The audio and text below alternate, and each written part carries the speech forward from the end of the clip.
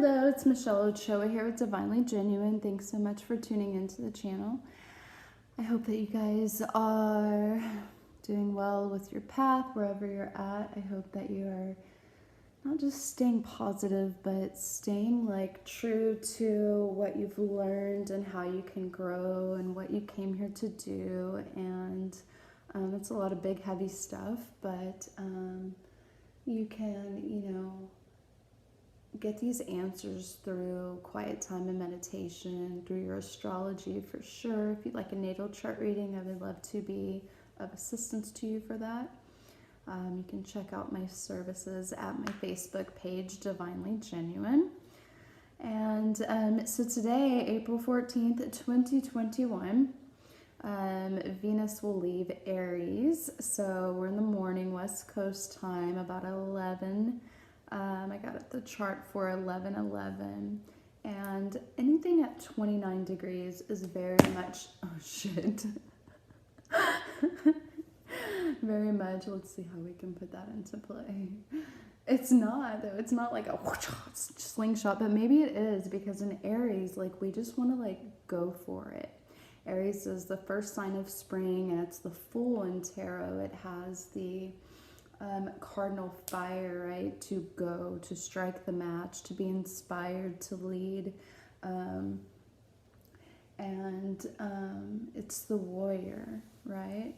And so it rules our anger, our sexual drive, our ambition.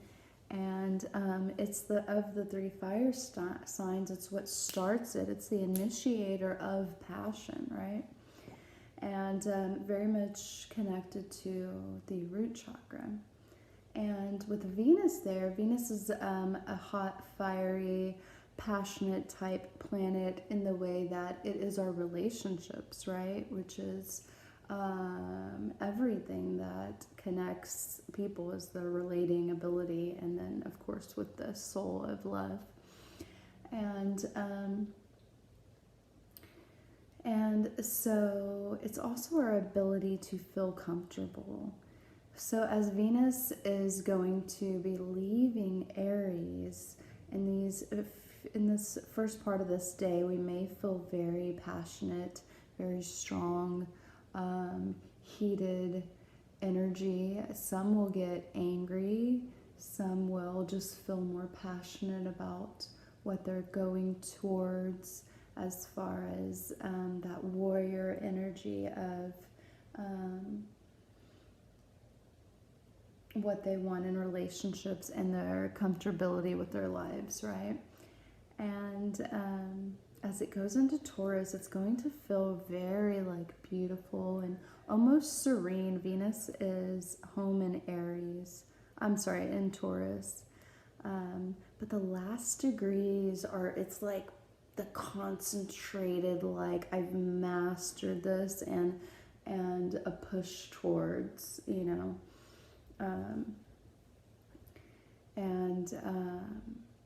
so just expect, to just feel very like passionate with this energy, and then it's going to get very like chill and comfortable and relaxed as it goes into this earth that it's home in.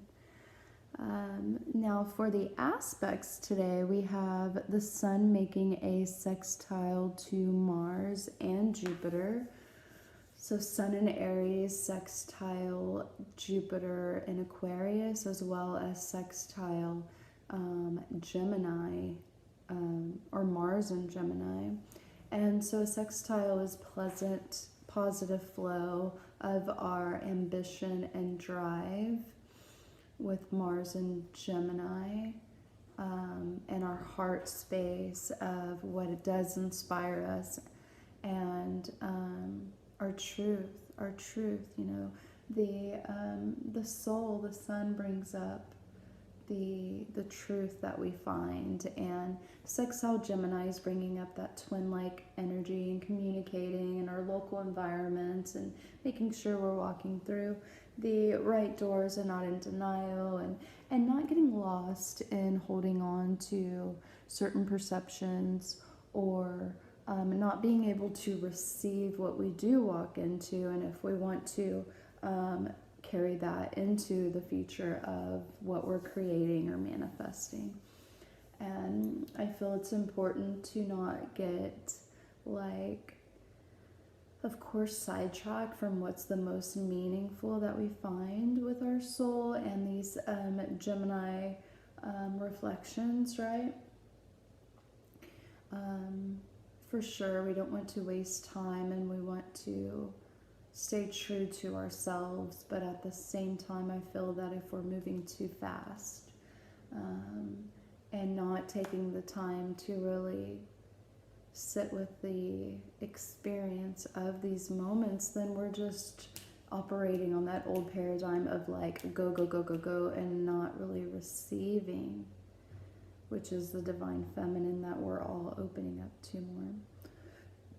Excuse me. And with the sun sextile, making a sextile to Jupiter in Aquarius, it really is like such beautiful times to expand our horizons with Jupiter of this Aquarian vibe, which is humanitarianism. And, you know, we don't have to think so basically of like, which, you know, all of it's beautiful, feeding the homeless or taking care of animals and the environment and that kind of thing. But because we're in such world changing times, like we can, especially with the sun in Aries, you know, it's a warrior energy. And Aquarius, it's the unexpected, and it has to do with energy and technology and lightning type speed and things like that. So I'm very much like creating music or digital things that are new. It is in a brilliant time to invent things, you know, with the sun and Aries from our making a sextile to Jupiter in Aquarius. It's giving a positive go of expressing our heart in that space. And the moon in Taurus is making a trine over to Pluto in Capricorn. And so the moon in Taurus is exalted. And, you know, you may feel that you're wanting to be more comfortable. You may be eating more. You may be wanting to, you know, spend time in nature or just doing things that you love to do. And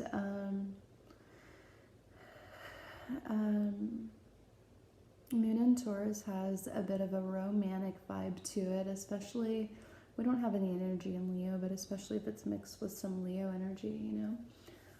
But even just with the fiery Aries, the soul with this fiery Aries energy, there's definitely like a romantic vibe with a moon in Taurus and fiery sun. Very passionate, very emotionally wanting to receive and feel good.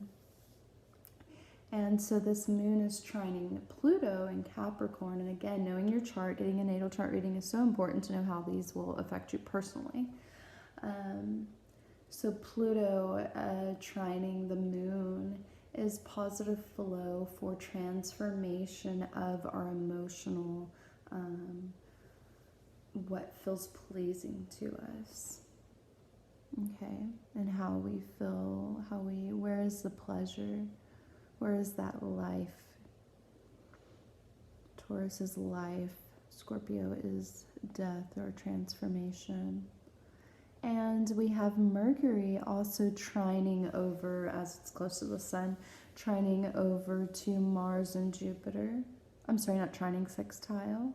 And so that's just our processing and communication about what we want, you know. And this speaks about like marriages as well, sacred unions, maybe not so much the traditional because we're changing those roles. But I say that because Mars is the sexual drive and ambition and what we're willing to fight for, and Jupiter traditionally has like something about marriage, not just the expansive growth, but something about the husband in astrology. And it's lucky, it's a lucky planet, it's very beneficial. And so to have both of those sextiling making a sextile with our heart space and Mercury in Aries. I think that's very positive for these divine unions as we're in these nodes and in these times of these sacred unions coming together. And with Venus going into Taurus today, I think it's a really positive place to hopefully see these dreams and these beautiful things come into more of the physical reality. And again, not to hold on too tightly to how that looks, as there are different levels and dimensions that we're working with and that we're learning, and that's all part of what makes these connections so beautiful. Mars is trining Jupiter today, and so taking action towards that lucky, beautiful, beneficiary place that you've been shown, and remembering that these aren't just, it is about the self, right? And that's what Aries is totally about the self, and that's what we can do to raise our own vibes for this time for humanity, right? Is to get back to the self. And also, how deep and how courageous are we willing to be for that part of ourselves, you know? And knowing that we influence each other's paths, knowing that these things are divinely timed, you know? And so yeah, I think that's beautiful. The squares we are dealing with today would be the moon square Jupiter. And so, you know, it's got the positive aspects. Moon is squaring Saturn, trining Saturn, and as well as Pluto. So the moon trining Saturn but squaring Jupiter. It's like we've learned our lessons and we're ready to build in the practical, because the moon is in Taurus and Saturn is in Capricorn. And yet the emotional state with it restricted with Jupiter, it's the gifts we're seeking emotionally may not be as fulfilling. You got to try a little harder with that square. And so that's where we need to always let go, I think, of the expectation, but not deny our own truth. And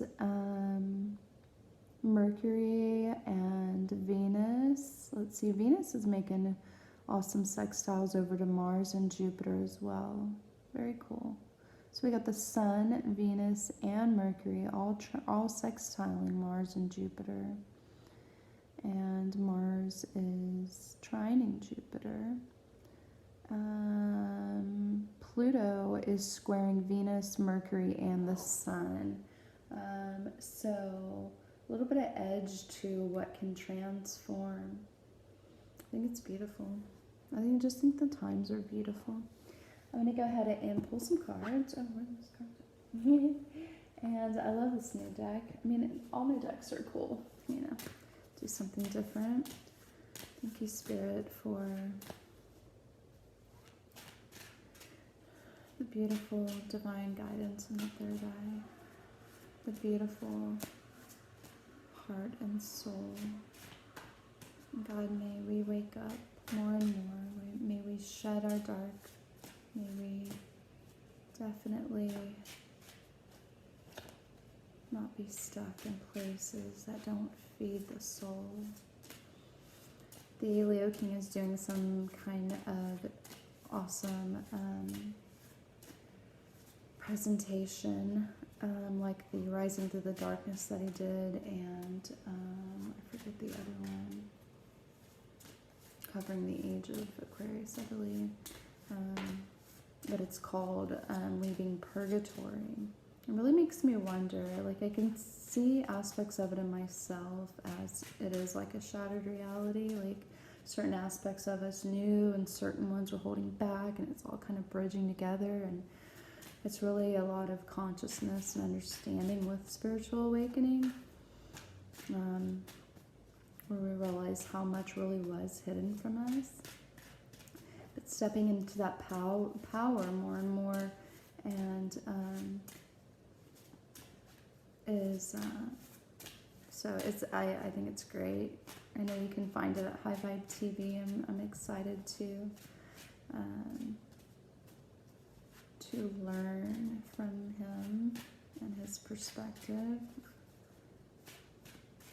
And none of us want to get caught in purgatory, which is, I think being between the light and dark maybe, and feeling like confused and in contemplation. And so, just get in the heart space. Divine Spirit, we receive today our true home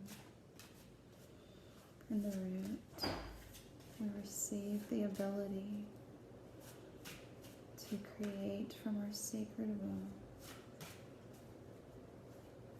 We receive the courage of the unknown. We receive from our heart beautiful love.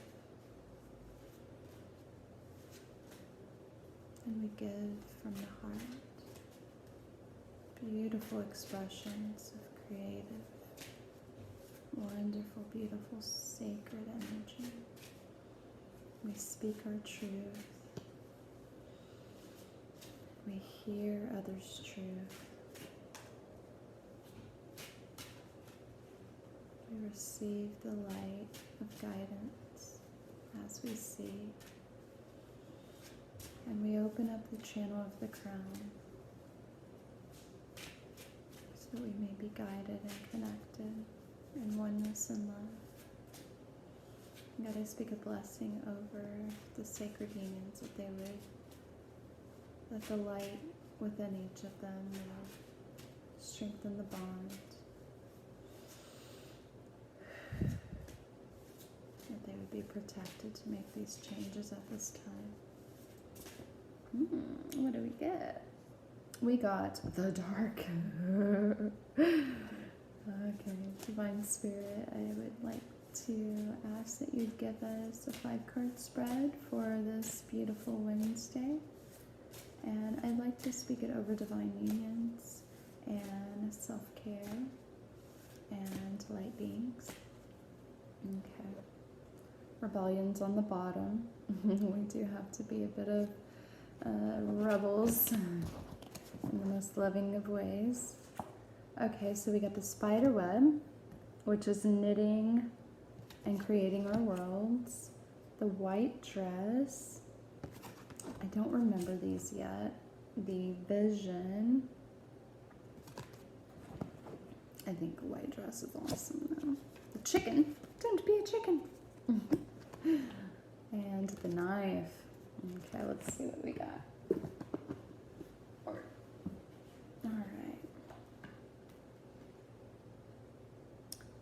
So, appearances, society. Okay, so spider is focus, planning, and digesting. White dress is appearances, society, and gender. I really like that it brought up gender because I was really feeling like, as I was connecting this morning with my divine masculine and feminine, and really just craving that, like in this, self-love movement and in these roles that we're leaving, it's almost like the divine feminine masculine get lost because of the out of balanceness. And it's like, well, it's so beautiful to have that masculine energy and to be able to embody that feminine, versus like, oh no, we all have to be neutral. And that's just not the natural, beautiful romantic dance either, but it's definitely got to get to this other state of more balance where we're not codependent and pulling one another down in weird ways. So we've got focus, planning, appearances, society, gender, vision, which is so great. Developing a vision. And then let's see what the chicken is. I think this is the first time I've gotten the chicken since I got this deck. And so then the chicken, where are you, chicken? The chicken is the cackle, ancient past and lore. Ancient past. I don't even know what the cackle means. Ancient past and lore. I'm gonna look this up real quick. Let's Google it. Google it.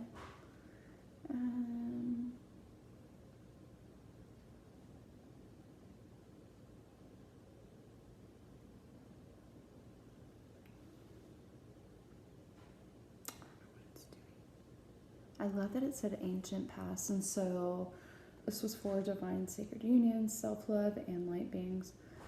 So we're, excuse me. No, god dang it. I keep clicking on weird shit. Okay, so the cackle, such a weird phrase. Like, what the heck is that? To make this sharp, broken noise or cry characteristic of a hen. Oh, like a chin cackle. I mean a chicken or a hen cackles. Let's see. To laugh, especially in a harsh or sharp manner, Shakespeare's crone cackled of evil. Interesting. The cackle, ancient past, and lore. So maybe like laughing and not getting, geez, this phone's being a weirdo. I think I need a new one. Lore. Where do we want to go to? The knife. A body of traditions and knowledge on a subject held by a particular group, typically passed from person to person.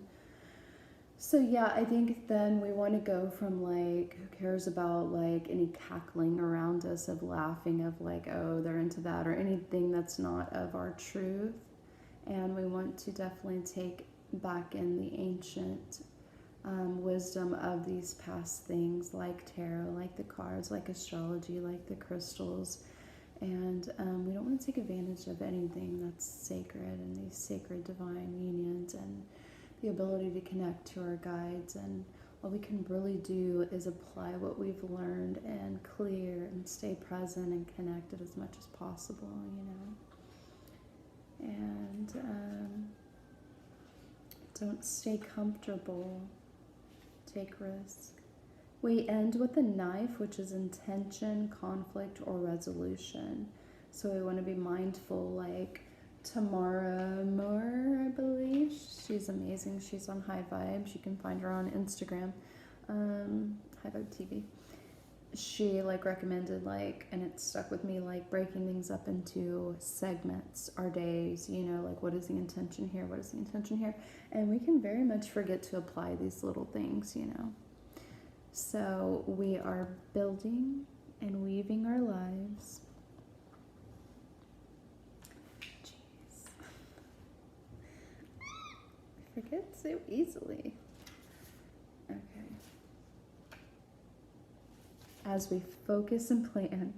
So we're focused and planning, considering appearances, society, and gender. Yes, I'd very much rather be wearing the dress. Having and creating our vision. Not paying mind to cackling, but to ancient past and lore. And what was the knife again? The knife was the intention. What is your intention? What are you cutting through? What are you breaking through? And for the card that flew out, the dark, let's see.